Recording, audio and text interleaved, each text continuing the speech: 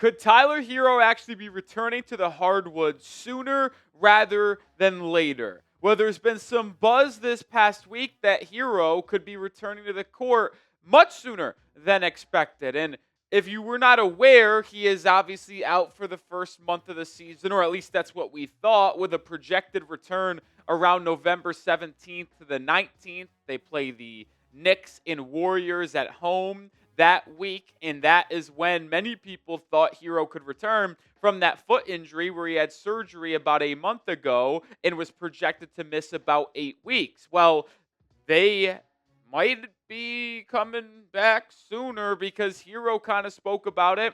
There was also a little bit of a weird thing said by a Hawks announcer that we'll get to. But before we showcase everything you need to know, here is our October likes leaderboard here at some of the top NBA channels at Chat Sports. Knicks now has 4,500 likes. Heat Report 42. Celtics 38. And 76ers 3,500.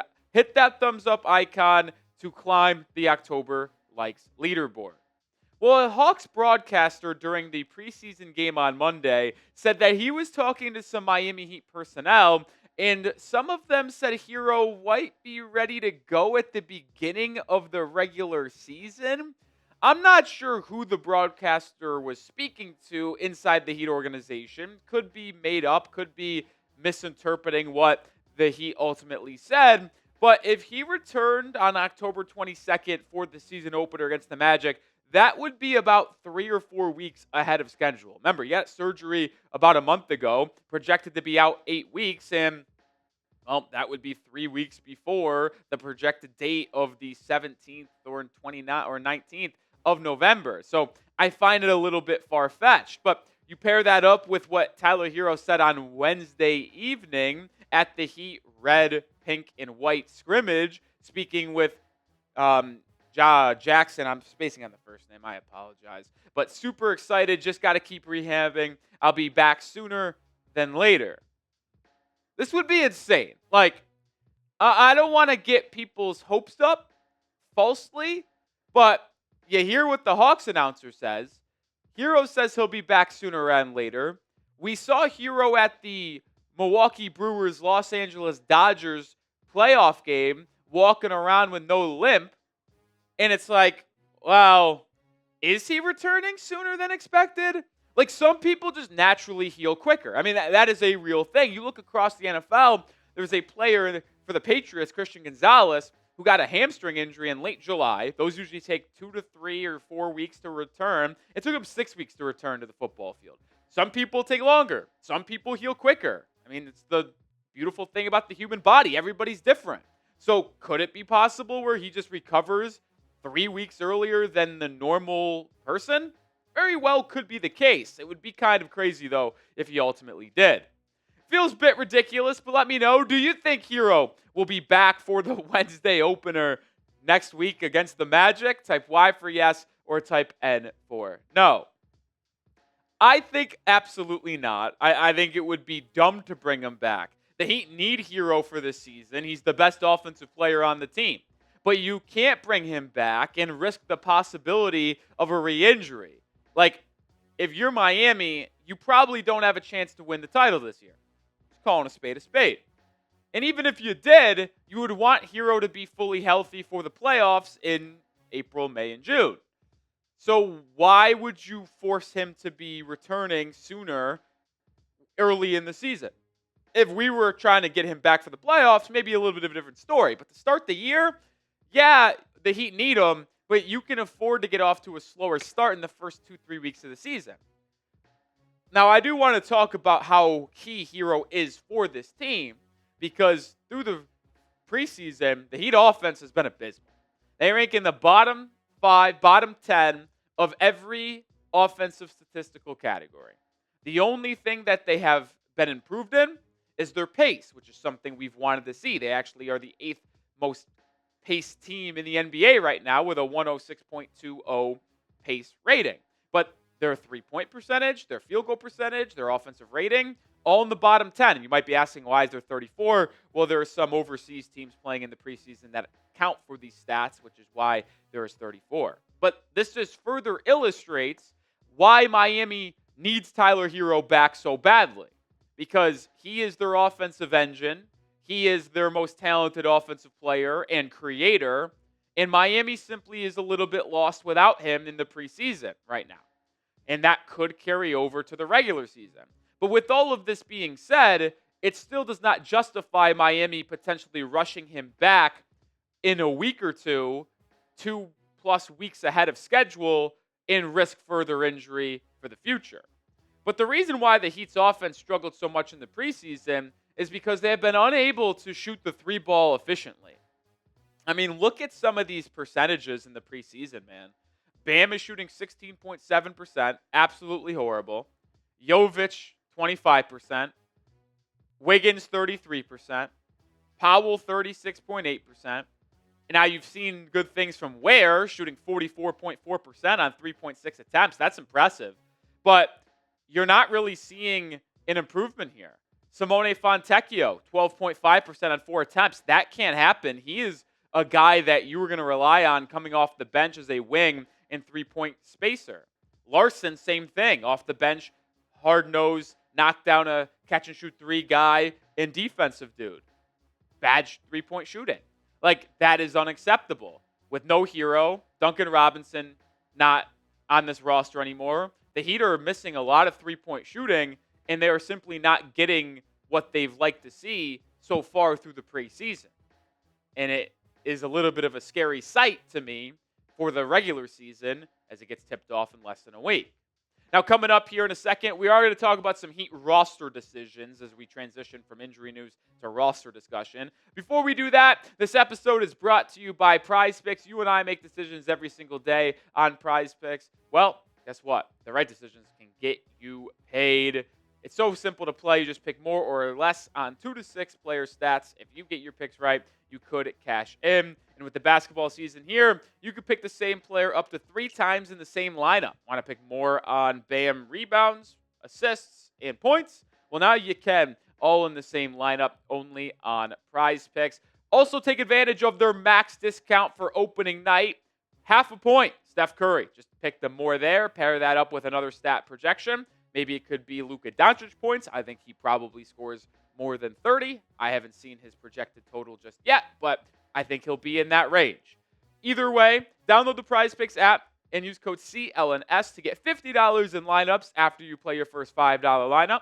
That is code CLNS to get $50 in lineups after you play your first $5 lineup. PrizePicks, it's good to be right.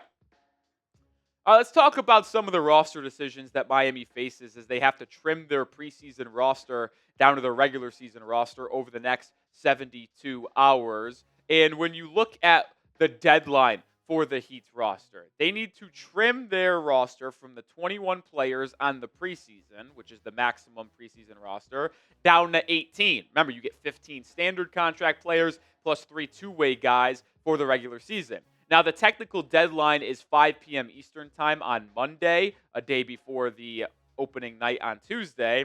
But the roster moves actually need to be made on Saturday night because of the 48-hour waiver period. So, Miami is likely going to waive 3 players, maybe 4, heading on Saturday night.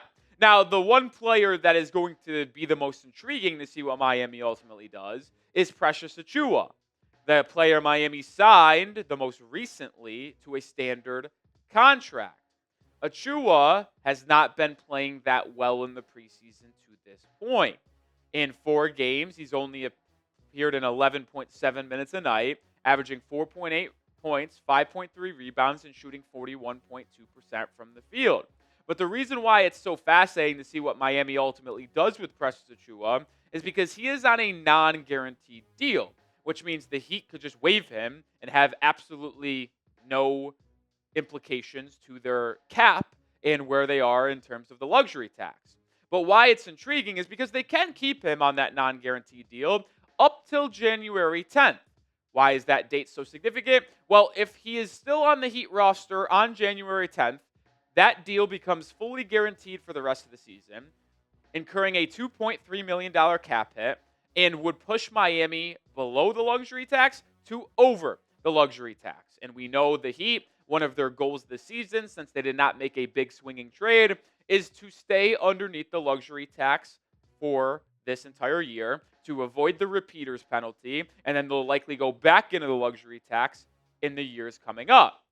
So it's interesting to see what Miami ultimately does, because they could waive him before the season and just wipe their hands clean, or keep him up until January 9th and waive him, or they can make a different roster move, like a trade, before that January 10th deadline and go further underneath the luxury tax. Like, say if they traded Rozier and only took back like $20 million, well, then guess what?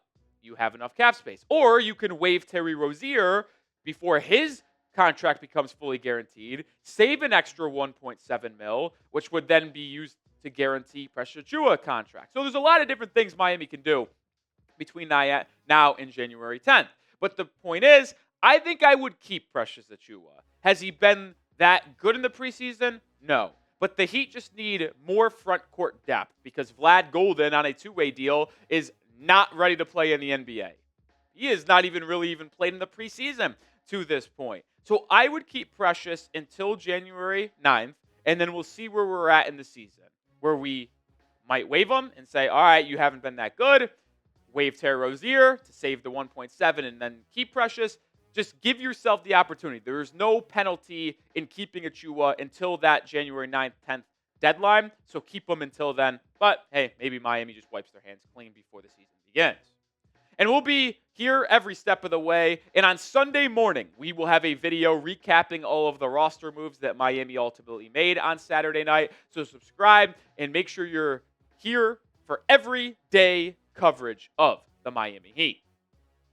The other roster news we have to talk about: who gets the final two-way contract? Because you have potentially 15 standard deals and then 3 two-ways. Well, the Heat only have 2 two-way players right now. The mentioned Vlad Golden, as well as Myron Gardner. Myron Gardner has looked relatively fine in the preseason, showcasing his athleticism, his drive, his versatility. I would keep him on a two-way, play in the Summer League for Miami as well.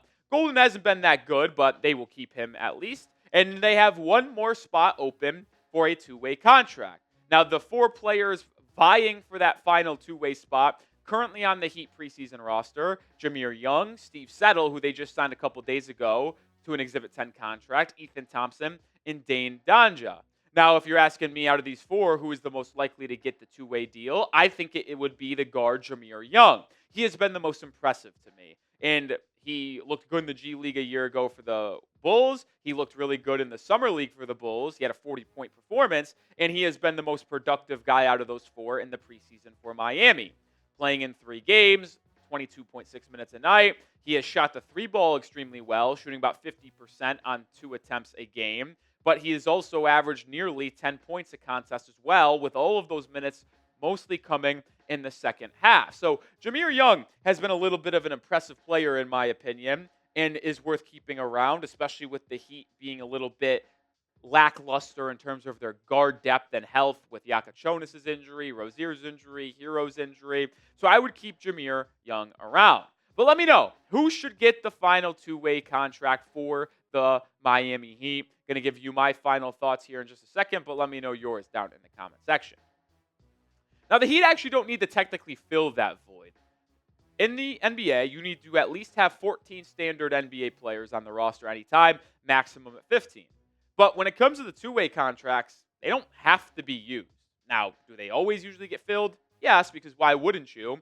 But Miami could technically not sign a player to a two-way deal, keep all of those 4 players on Exhibit 10s, put them in the G League, and then sign someone else to a two-way deal that maybe gets waived from a different team in the NBA preseason. So there's a very high chance Miami doesn't sign anyone to a two-way deal immediately, waits to see who gets waived over the next 4 days, and then makes a decision there on their final two-way spot. We'll see what happens, but if the Heat do sign someone from their current preseason roster to a two-way deal, as I mentioned, I think it should be Jameer Young. And we'll have all the roster moves on the channel as well as my social media. So go give me a follow at Nick_Off right now, and I'll see you tomorrow in another video. Go Heat.